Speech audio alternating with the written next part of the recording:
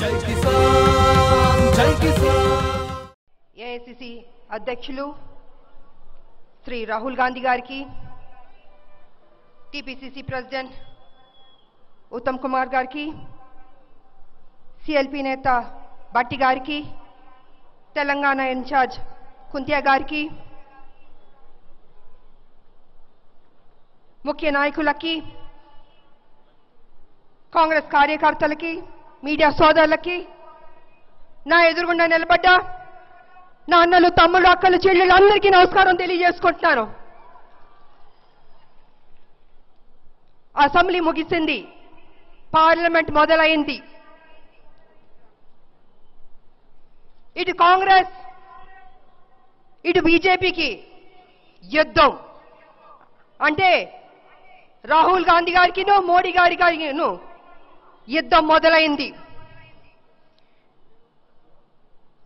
Modi's goal is autocracy. Rahulji's soul is democracy. Rahul గారు ప్రజాస్వామ్యం బతకాలని ఆయన పోరాడుతున్నారు. మోడీ గారు ప్రజాస్వామ్యం కూని చేయాలి, ప్రజల్ని ఇబ్బంది పెట్టాలి అని మోడీ గారు ఒక నియంతలాగా పరిపాలించారు. మళ్ళీ పరిపాలించాలనుకుంటున్నారు ఈ 5 ఏళ్ళు. కానీ ఈసారి భారతదేశ ప్రజలు మొత్తం ఆయనకి అవకాశం ఇవ్వరు. ఇవాళ బీజేపీని చూస్తుంటే ప్రతి ఒక్కరికి భయం వేస్తుంది. మోడీ గారు ఏ నిమిషంలో ఏ బాంబు పేలుస్తాడో అని దడ పుడుతుంది. ఒక టెర్రరిస్ట్ లా కనబడుతున్నాడు. ప్రజల్ని ప్రేమించాల్సింది పోయి ప్రజల్ని భయపెడుతున్నాడు. ఇది ప్రధానమంత్రి గారి లక్ష్యం కాదు. జిఎస్టీ దగ్గర నుంచి, డిమానిటైజేషన్ దగ్గర నుంచి, బ్యాంకుల్లో డబ్బుల దగ్గర నుంచి, పుల్వామా దాడి దగ్గర నుంచి ఇలాగ అన్ని విషయాల్లో భయపెట్టిస్తున్నారు.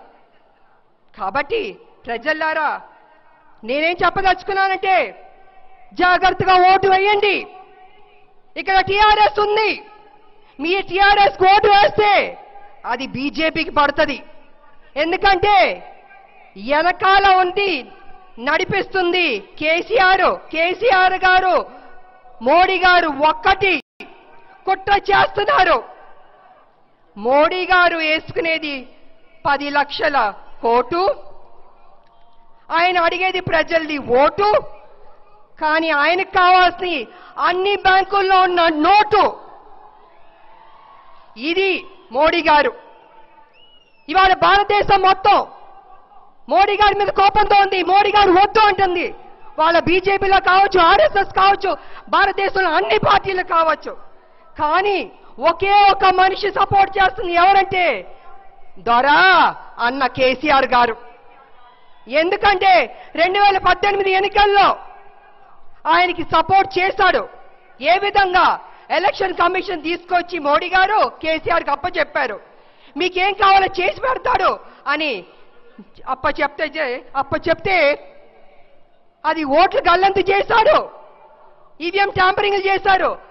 అన్ని రకాలుగా మోసం చేసి 2018 అసెంబ్లీ ఎన్నికల్లో అధికారంలోకి వచ్చింది టీఆర్ఎస్ పార్టీ. మరి ఆ ప్రేమ ఉంటుంది కదా కేసీఆర్ గారికి.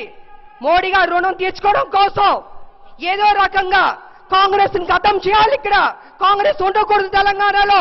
అక్కడ మోడీ గారు కాంగ్రెస్ ని ఖతం చేయాలని ఆయన చూసుకుంటున్నారు అని ఈ రకంగా కుట్ర చేసి మా పార్టీలోని ఒక్కొక్క ఎమ్మెల్యేని కొట్టున్నారు, భయభ్రాంతులు చేస్తున్నారు. 30 కోట్లు ఇస్తాను ఒక్కొక్క ఎమ్మెల్యేకి, ల్యాండ్ ఇస్తాను, మంత్రి పదవి ఇస్తానని ఇలాంటివి ఆశలు చూపించి మా పార్టీలో ఎమ్మెల్యేని కొట్టున్నారు. అంటే మోడీ గారి ఇన్స్ట్రక్షన్ ఆయన చేస్తున్నాడు. ఈ తరం వెనకాల ఉంది. తండ్రి కొడుకులు ముందు మోడీ గారు తిడతారు, కానీ వెనకాల ఆయనతో కలిసి పనిచేస్తారు. ఆయన రుణం తీర్చుకోవాలి. ఏదో రకంగా కొడుకుని ఇక్కడ తెలంగాణలో ముఖ్యమంత్రి చేసి ఆయన ఢిల్లీలో మోడీ గారితో కలిసి చక్రం తిప్పాలి అని చూస్తున్నారు. ఇది జరగదు. కాంగ్రెస్ ఎవరు తొయ్యలేరు. ఎన్నో చూసింది కాంగ్రెస్, అధికారంలోకి వచ్చింది కాంగ్రెస్. కాబట్టి ప్రజలారా, వీళ్ళు ఎన్ని కుట్రలు చేసినా మీరు వేసే ఓటు కాంగ్రెస్ పోయింది. ఒకవేళ పొరపాటున టీఆర్ఎస్ వేస్తే అది మోడీ గారికి పడుతుంది. కాబట్టి 2018 అసెంబ్లీ ఎన్నికల్లో పొరపాటు చేసినట్టు పార్లమెంట్లో పొరపాటు చేయొద్దు. ఈ దేశాన్ని కాపాడే వ్యక్తి మన రాహుల్ గాంధీ గారు. ఆయన ఒక్కరే ఉన్నారు, బతికించాలి ఈ దేశాన్ని. ఆయన ప్రధానమంత్రి అవ్వాలి. దానికి మనం అందరూ కృషి చేయాలి. కలిసికట్టుగా కాంగ్రెస్ ని గెలిపించుకుందాం, రాహుల్ గాంధీ గారిని ప్రధానమంత్రి చేద్దామని మీ అందరికి తెలియజేసుకుంటూ